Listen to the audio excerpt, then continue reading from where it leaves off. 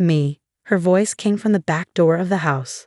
I was confused, and then she appeared, looking pale and unsteady. What are you doing here? I was shocked because my mother-in-law had passed away and was cremated the day before. What's going on? She slowly signaled me, and I felt a cold sweat on my back. I was so scared my mouth went dry. Is this a dream? I shut my eyes tightly, terrified. My name is Eleanor.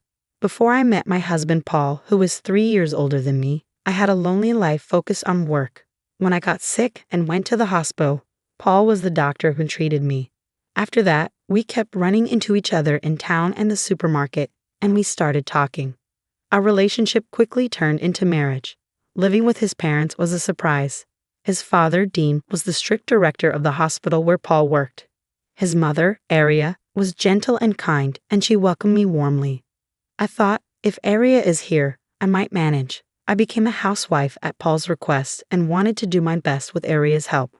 I hope to have children soon. Paul was excited about becoming a father and kept saying so. After 2 years of marriage, we finally had a baby boy named Logan. Eleanor, thank you so much. Paul cried happily in the hospital room. But once we were home, he admired Logan from a distance and didn't help with childcare. Today is your day off, right? Could you feed Logan while I hang the laundry? That's your job. If I do childcare too, what's the point of you being here? Paul laughed and went back to watching TV. I thought he was joking, but he wasn't. Problems started when Logan cried at night. I can't sleep because of the noise. Make him stop crying. Paul yelled at me while snapping at the crying Logan. His loud voice only made Logan cry more. I took Logan to the living room to calm him down, but he wouldn't stop. Paul told us to leave. Don't come back until he quiets down. If I don't get enough sleep, it will affect my work. You're his mother, so handle it. I felt like he was talking about someone else and could only sigh. It was too much. While calming Logan at the park, Aria came to check on us. Are you okay? I'll take over, so you can rest. I'm sorry. Thank you, I said. Aria was the only one who understood me since Paul had pushed me away. With her help during those tough nights, I managed to get through, but things didn't get better. When Logan started eating solid food, Dean began to closely manage our finances. You've been spending too much. Aren't you living too freely on someone else's money? He scolded. With the added costs for Logan's clothes, diapers, and food, and Dean and Paul's dislike for simple meals, managing the money became hard. I had to cook a variety of dishes, which cost money, but we weren't living extravagantly. The household was strained because Dean and Paul often went out drinking, claiming it was for work. They refused to change their behavior and started giving us less money. Since you're only doing housework, we don't need to give you extra money, Dean said. Exactly. Even if your clothes are worn out, you can still wear them. You don't deserve any luxuries like we do. Paul laughed and agreed with his father. For them, drinking out was more important than supporting the family, and we were already struggling with very little money. If you cut back any more, I'll have to reduce Logan's meals, I said. Then stop eating yourself. Are you putting your own hunger before your child's? Dean replied coldly, leaving me speechless. Aria gently put her hand on my shoulder and spoke up. That's unfair. Eleanor works hard for the family, and it's natural since she stays at home. Is it really fair to expect her to be treated the same as us even though she doesn't earn money? Aria's words were met with a nod and a smirk from Paul. The kind expression Paul used to have was gone. Proud of being doctors, they looked down on housewives like me. Then I'll work, Aria said firmly. Eleanor is busy taking care of the baby, but I can work. Dean looked surprised by Aria's sudden decision. Times have changed. It's time to stop seeing women as servants. We have value too. You're quite bold. If you're so determined, I'll find you a good job, Dean said. He smiled at Paul and left the room. Once they were gone, I ran to Aria. I'm sorry. I should have stood up for myself sooner. It's okay. I've had enough too. I don't want to see you and Logan suffer anymore. Aria was truly amazing, and I promised myself I would become as strong as she was. Early the next morning, Paul woke me up and took me to Aria's room. What's going on? I asked. Something happened to Mom.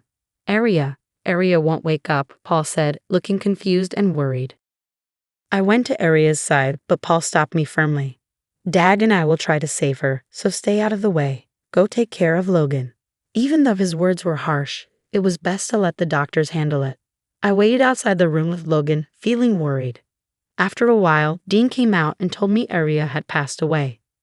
Why did this happen so suddenly? I asked, noticing a bag of medicine by her bedside that she didn't usually take.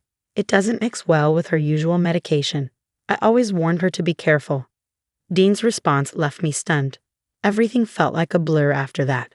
Dean arranged for Aria to be cremated without a funeral, and even when I protested, Paul stopped me. Stop being selfish. Mom was old. Accidents like this aren't unusual, he said. Even so, not giving your mother a proper farewell, is that really okay with you? You misunderstand. You're also responsible for what happened to Mom. I was shocked by his harsh words. Why would you say that? You made her handle all the housework and childcare. That must have added to her stress. I was too stunned to do anything. Paul, unusually, took out the trash while I was in shock. Dean quickly handled the arrangements and I couldn't properly say goodbye to Aria. I wasn't even allowed to attend the cremation. Dean did it alone. From now on, you'll do all the housework. No more slacking off. Dean's cold words hurt my grieving heart. The day after the cremation, I was still feeling down. But Paul and Dean were cheerfully discussing going to the insurance company. Dad took out life insurance on Mom. We're going to check on it, so make sure you do the housework properly today. Once we know how much we'll get, let's have a big meal tonight. Ignoring their insensitive talk, I kept doing my chores alone. About an hour later, I heard a noise at the back door. Please help me. I heard Aria's voice. Even though she was supposed to be dead, I thought I might be imagining things. I went to check and found Aria standing there. What? How? I was so shocked I couldn't speak. Aria had been cremated the day before. Who was this? Chills ran down my spine as I wondered. Come here. Aria saw me and motioned for me to come closer. My legs were shaking, but I walked towards her slowly. Aria? She confirmed that Paul and the others weren't around and nodded. I have to tell you something. Please listen. The warmth of her hand gripping mine proved she was really alive. What she revealed next was horrifying. After hearing her story, I felt a deep, intense anger. Don't worry, I'll help too. This is unforgivable. Aria left to hide again, and as I watched her go, I vowed to get revenge on Paul and Dean. A few days later, the insurance agent was scheduled to come to our house, so my father-in-law and husband took the day off to wait at home. As I grew more annoyed by their cheerful behavior, my father-in-law approached me. You're still eating because of Aria's insurance money. Shouldn't you be more grateful? That's not true. I'm not happy about this at all. Women who rely only on others never appreciate money, he said with a derisive laugh, then plopped down on the sofa. Paul sat beside him, smirking. Then the intercom rang. Oh, they're here. When they went to the door, they froze in shock. What? Why are you here? My husband, pale and trembling, pointed at the person in surprise. It wasn't the insurance agent but my mother-in-law. I came back because I had unfinished business. Next to her was a man in a suit with a lawyer's badge. That's impossible. I checked her pulse. It had stopped. Paul stammered, clearly flustered. It made sense now. She had been cremated and Paul had even collected her ashes. My mother-in-law then turned to Paul and my father-in-law and spoke quietly. You switched my regular medicine, didn't you? I noticed something was wrong right away. She began to tell the real story behind what happened. It was my father-in-law who had swapped her usual medicine with something else before she went to bed. I haven't forgotten how you laughed while I was suffering, she said. Stammering, my father-in-law tried to deny it. I don't know anything about that. It's all lies. As my mother-in-law pressed him, he backed away, overwhelmed. We had a cremation ceremony. Why are you here? Maybe God saved me that night. My heart did stop after your final check. I was taken to the funeral home, and miraculously, I woke up. You must have adjusted the dose so you could deny it if the police investigated. That's why I barely survived. Just before being cremated, I made noise inside the coffin and was found by the funeral home staff. Knowing you were behind it, I decided to hide temporarily. The funeral director, an old friend, helped me stage the ceremony. Thanks to their help, you were deceived. She showed them some documents. While hiding, I found out about a $100,000 life insurance policy taken out just months ago. I didn't know about it before. It was your policy with you as the beneficiary. Faced with this proof, My father-in-law was speechless and clicked his tongue in frustration. You didn't die as expected, making me look like a fraud. You've embarrassed me. Instead of feeling remorseful, he just blamed her. Unable to take it anymore, I spoke up. That's not all. This is a crime. You tried to kill my mother-in-law. I won't forgive you. Then my husband, who had been trembling, moved behind me and glared at his father. I didn't want to do it, but Dad forced me. I'm a victim too. What? You were involved in the insurance scam? As my father-in-law moved towards Paul, I stepped closer to my mother-in-law. If you hadn't wasted money on cabaret girls, we wouldn't be in this mess. You spent all our savings, I said. You fool. You did the same, ordering expensive drinks and hanging out with young girls. You enjoyed it too. It turned into the most pathetic family argument I ever seen. As we stood there in disbelief, my father-in-law suddenly smirked. Aria said I switched her medication, but there's no proof. The evidence would be long gone now, so you can't prove it. Yeah, I threw the medicine packet out that morning, so it's gone, Paul said, thinking they had found a way out.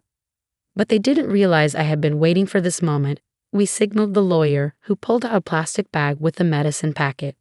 They recognized it immediately. How is it here? I threw it out, Paul said. Yes, but garbage isn't always collected right away, I explained. Paul, who never did housework, didn't know that trash collection schedules vary. He threw it out with the burnable trash. But that day was for recyclable trash, so our bag was left behind. I retrieved the packet the day after the cremation and gave it to the lawyer. Fingerprints from both of you were found on it, proving the switch. Hearing this, my father-in-law collapsed in shock. Paul, tearful, clung to my feet. Listen, Dad's target was you, not Mom. And you're younger and do housework, right? I protected you because of the kids and all. Maybe he said this hoping for forgiveness, but I was furious. So you tried to kill your own mother and expect me to be grateful. I'm your savior. Without saying more, I called the police. Please don't. I needed the money because I was tricked by a woman. Dad did it too. We had to do this to protect the family. How could I sympathize with someone who tried to kill Aria over something so trivial? I despise you. The police arrived shortly after, and the two were taken away. As the tension eased, we broke down in tears. Later, they were found guilty and sentenced to a long time in prison. Besides the insurance fraud, they had falsified medical reports for money, all to impress cabaret girls. It was pathetic. My mother-in-law and I claimed $30,000 each in damages, which they reluctantly paid. We used the money to move to a new place and start fresh with our son, Logan. We're focusing all our love on raising him to value family over money. How is this story? Don't forget to subscribe to the channel. See you in the next video.